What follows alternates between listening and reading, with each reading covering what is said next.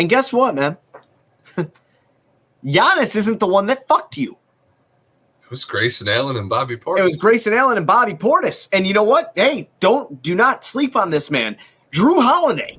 You let those guys, which, hey, listen, Drew's a great player. You know, he's always been very good. I've respected him since he's been in Philly.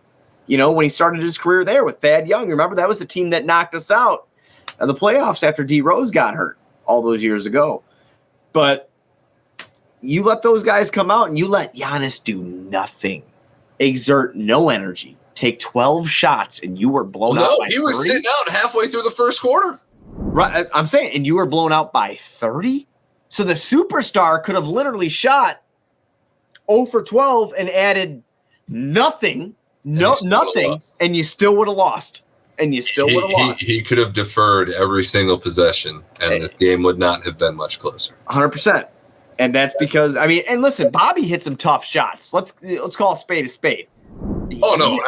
I should have known coming into tonight, knowing Bobby Portis after what happened, given the no call, just given the fact that he was ready to go and then he got called for the start. Like, Buck knew what the fuck he was doing. Yeah. You threw a wild animal that got wounded and didn't get a chance to defend himself against the franchise that gave up on him. Into the ring against the franchise that gave up against him, and he smacked us in the mouth. Yeah, bro. First quarter.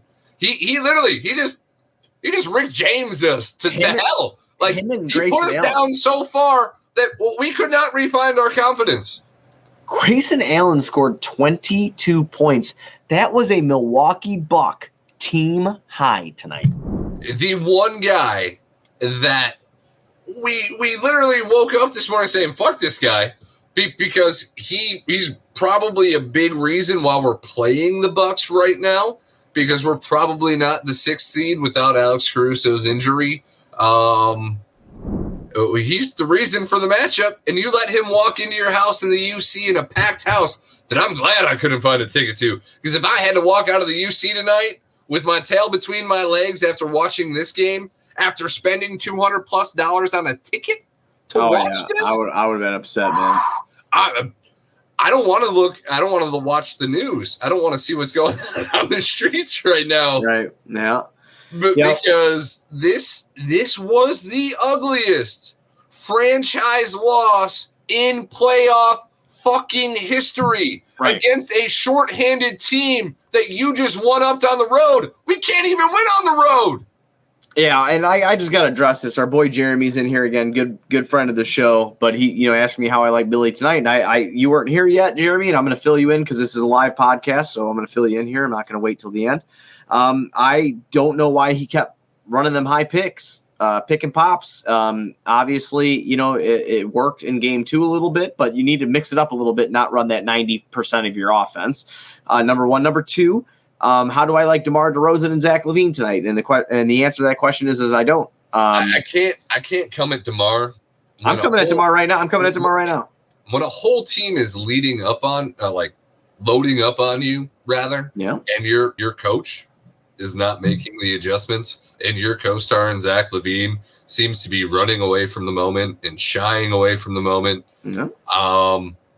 I can't place this on DeMar. DeMar is the only reason why we have a win. I'm not placing the whole blame on DeMar. Where I'm giving some blame to DeMar are the boneheaded turnovers. Okay, and I think the first possession of the game, he messed up the pick and pop and the pick and roll, and right. I mean, they're again, everybody's to blame. It goes across the board here, no doubt about it. And I don't care if Billy Donovan, just to preface, I don't care if Billy Donovan gets fired tomorrow.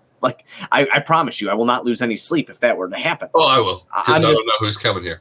I'm just saying that I lose a lot of sleep. I think that everybody needs, to get back on the same page. And it's like what Caruso said, that little Bulls video that they put on there is, they're going to be hungry as fuck, and we're going to have to want to keep that same energy. Right. And you said they didn't keep it, and they didn't. So, but you knew it. You said it. The whole team. Zach LaVine regurgitated in his following interview the next day. Oh, they're going to be coming out, real hungry. But we can't. We got to come out with. You let Bobby Portis and Grayson Allen own your ass on your home court in a playoff game. Probably the biggest game of the season. And obviously, it's the only biggest game of the season because you won the last game. And Middleton's out. And it's reported that he's going to be out for this series. Right. So maybe this is Milwaukee's one adrenaline punch of pure screw you. We got our guys back. We're coming up. We're not going to let you take this series handily. Regardless, we're probably going to 6 or 7. But this don't feel good. Like, the only positive outcome from this game is that we got smacked so hard and embarrassed so readily that we will not ever come out like that again. This is just really hard to digest right now because I never thought I would see the white flag waved in a playoff game. Home court in a playoff game. The first one in 820 days. Or wait, I'm sorry, 1,820 days.